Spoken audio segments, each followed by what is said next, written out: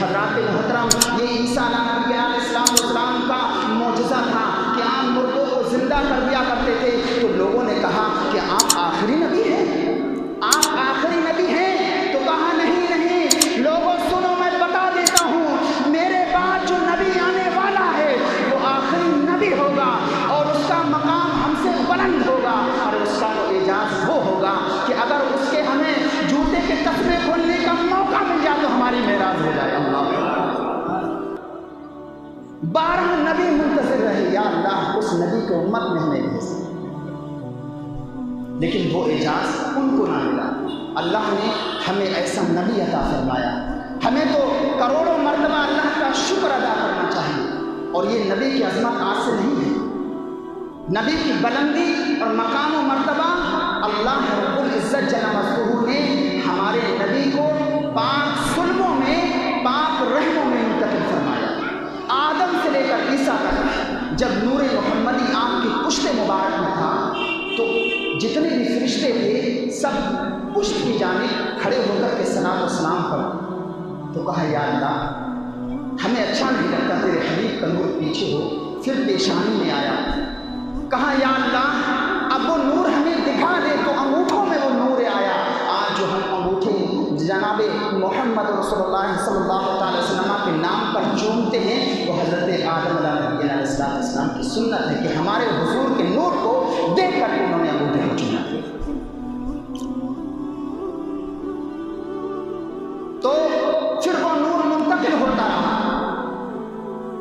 پھر وہ نور محمدی حضرت عبد المطلب کی بارگاہ میں آیا, آپ کی صبح اتھر میں آیا. یہ نور کی عظمت آج سے نہیں ہے, اللہ نے اپنے حبیب کے ہر زمانے میں حفاظت فرمائی اور ہر زمانے میں اس نور محمدی کے لوگ دشمن رہے, حضور کی عظمت کے دشمن رہے. آج بھی لوگ دشمن ہیں, اپنے دولت کی وجہ سے اپنے ایمان کو بیچ دیتے ہیں, حضور کی عظمت کو پامال کر دیتے ہیں. یہ شروع سے رہے اور آج بھی کچھ لوگ دنیا کے اندر ہیں جو نبی کا کلمہ پڑھتے ہیں لیکن نبی کی شان میں گستاخی کرتے ہیں. آج طرح طرح سے تقریباتیں ہوتی ہیں, طرح طرح سے جلسے جلوس اور فنکشن ہوتے ہیں, اس کو سجاتے ہیں, خوشیاں مناتے ہیں, روڈوں پہ چراغا کرتے ہیں. جہاں حضور کی میلاد کی بات آتی ہے تو کہتے ہیں تیسری میلاد کہاں سے آئی. جب حضور علیہ السلام مدینہ منورہ تشریف لے گئے تو عرفہ کے دن لوگوں کو روزہ رکھتے ہوئے دیکھا. تو حضور نے پوچھا روزہ تم کیوں رکھتے ہو؟ کہا اس دن اللہ نے عیسیٰ حضرت موسیٰ علیہ السلام کو فرعون کے ظلم سے بچایا تھا, اس خوشی میں ہم روزہ رکھتے. تو وہ ان کے لیے عید کا دن تھا. تو دنیا کے اندر طرح طرح سے لوگ دن مناتے ہیں. تو حضرات محترم تمام دنوں کا جو دن ہے, یہاں تک کہ روایتوں میں آتا ہے کہ رمضان کی مبارک شب, رمضان میں جو شب قدر آتی ہے وہ شب قدر اس رات میں اللہ نے اپنے حبیب پر قرآن کا نزول کیا تھا, فرشتوں کا نزول کیا تھا. تو بتاتے ہیں کہ وہ رات تمام راتوں میں افضل ہے, لیکن جب بات آتی ہے حبیب کی, جب بات آتی ہے آمنہ کے لال کی, تو علماء فرماتے ہیں, محدثین اکرام فرماتے ہیں ارے شب قدر کی رات جو ملی ہے وہ حضور ہی کے صدقے میں تو ملی ہے. تو گویا کہ جس رات حضور تشریف لائے ہیں وہ رات تمام راتوں سے افضل ہے. اس لیے کہ قرآن کا نزول میرے آقا پر ہوا ہے, قرآن کا نزول میرے آقا پر ہوا ہے, اور فرشتوں کا نزول جو ہے وہ شب قدر کی رات ہوا ہے, اور فرشتوں کا نزول بھی ہوا ہے میرے آقا کے نور سے ہوا ہے. اللہ نے علیہ السلام کے اندر پوری دنیا کو پیدا فرمایا ہے, وہ ہمارے حضور کے نور ہی سے پیدا فرمایا.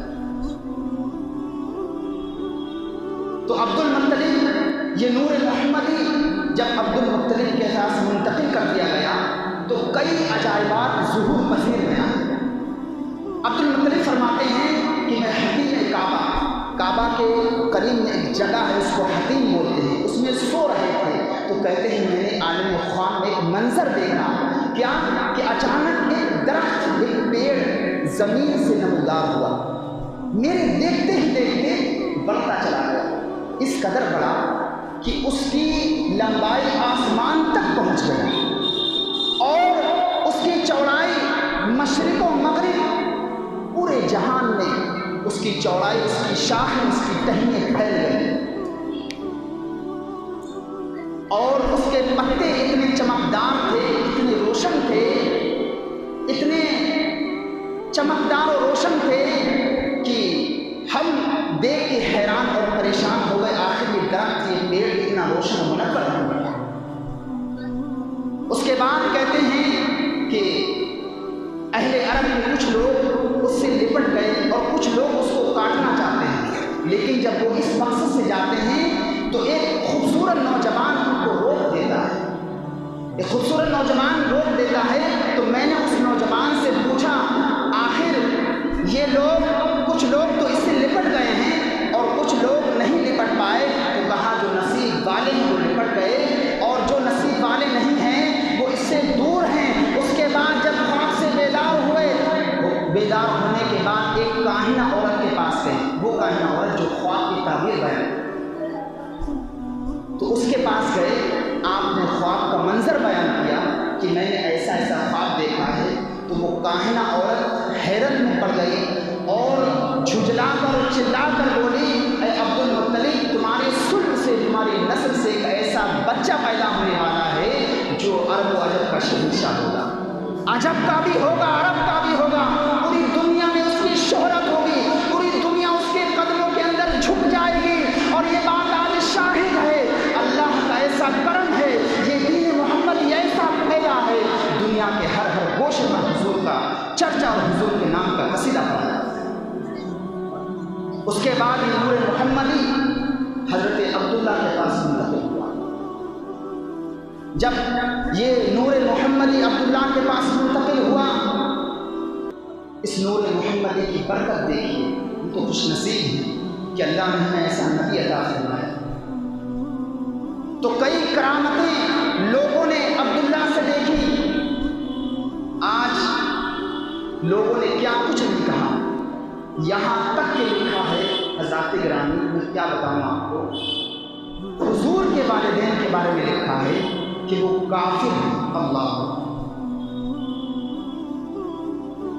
روایتوں کے اندر آتا ہے، اعلیٰ حضرت خود فرماتے ہیں اور بڑے بڑے جو ہے مفسرین کرام فرماتے ہیں کہ جس صلب میں میرے آقا علیہ السلام رہے اور جس شکم میں میرے حضور نے قرار پایا اور جس گود نے میرے حضور کو اٹھایا، اللہ نے اس پر جہنم کی آگ کو حرام کر دیا۔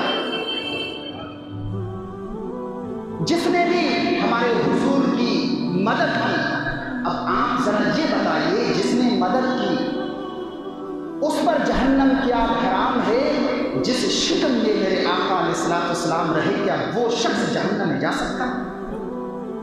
جا سکتا ہے؟ ہرگز نہیں۔ آپ کے والد بزرگوار کا مقام بہت بلند، جب نور محمدی حضرت عبداللہ کے پاس منتقل ہو گیا تو لوگوں نے اپنی نگاہوں سے دیکھا، یہ منظر زمانے نے دیکھا کہ آپ اگر کسی سوکھے پیڑ کے پاس چلے جاتے تو ہرا بھرا ہو کر کے اپنی شاخیں ان کے اوپر جھکا دیتا، اور جب کسی سوکھی گھاس کے پاس سے تو وہ ہری بھری ہو جاتی، کسی پتھر کے پاس سے گزرتے تو سلام کی آواز آتی، اے شخص تیرے اندر نور محمدی جلوہ گر ہے، تجھے سلام۔ یہ سلام کی جواب آتے، اور جب کسی بت کے پاس سے گزرتے تو بت چیخنا شروع کر دیتے اور کہتے، اے شخص تم میرے پاس سے دور ہو جا، تیرے اندر ایسی چیز ہے جس کے سبب میری اور دنیا کے تمام بتوں کی ہلاکت ہو جائے گی۔ اللہ، جب یہ دور دور تک کرامتیں مشہور ہو گئیں تو اس دین کے شروع سے ہی یہود و نصارہ دشمن رہے۔ جب دور دور تک یہ کرامت مشہور ہو گئی تو 70 یہودیوں نے آپس میں مشورہ کیا اور انہیں یقین ہوا کہ اب آخر نبی کا ظہور بالکل قریب ہے، اور انہیں اس کا علم ہوا کہ یہ نور محمدی عبداللہ ہی کی نسل سے دنیا میں آئے گا۔ حضور خود فرماتے ہیں کہ اللہ نے مجھے پاک صلبوں میں، پاک رحموں میں رکھا، میرے والدین کے ذریعے اللہ نے دنیا کے اندر مجھے محفوظ کیا۔